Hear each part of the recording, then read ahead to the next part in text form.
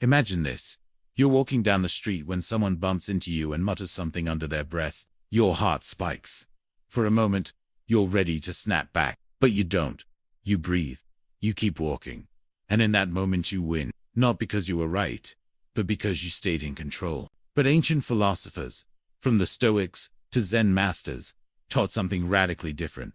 In our culture, we're taught to react, to fight back, to defend our pride. They believed that the one who controls their reaction controls everything. So what is this silent strength? And why do the wisest minds in history treat stillness like a superpower? Let's explore. Most people think strength looks loud.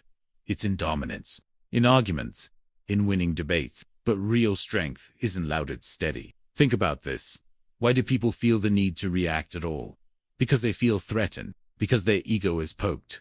Because silence feels like weakness. But here's the paradox: your reaction is often the greatest sign of your weakness. Let's break it down. Why we react, but reacting from ego is like playing a game with someone else's rules. The ego reflex.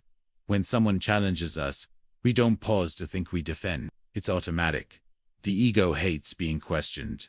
Logic disappears. Emotions take the wheel. That's why people say things in anger they never meant and regret forever. Emotional hijacker. When you feel attacked, your brain switches into survival mode, the illusion of control.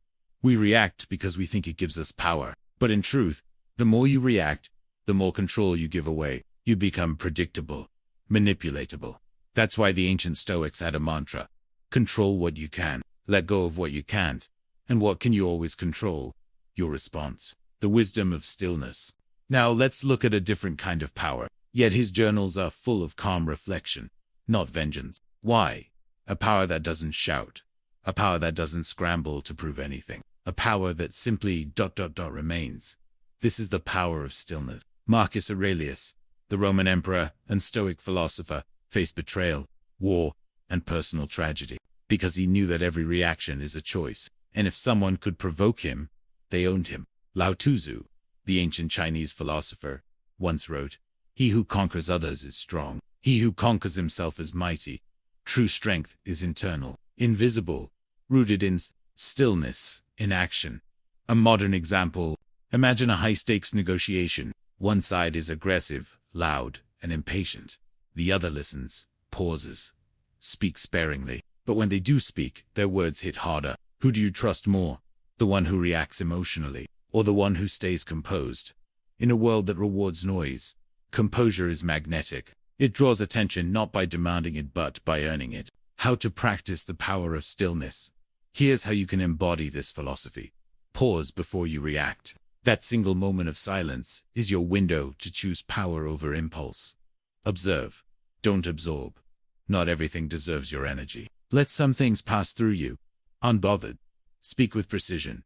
When you do speak, make it matter. A few clear words are stronger than 1,000 frantic ones. Conclusion. The battle you never enter most. Arguments, conflicts, and emotional outbursts are traps. They're not about truth, they're about control. The moment you react, you are inside the trap.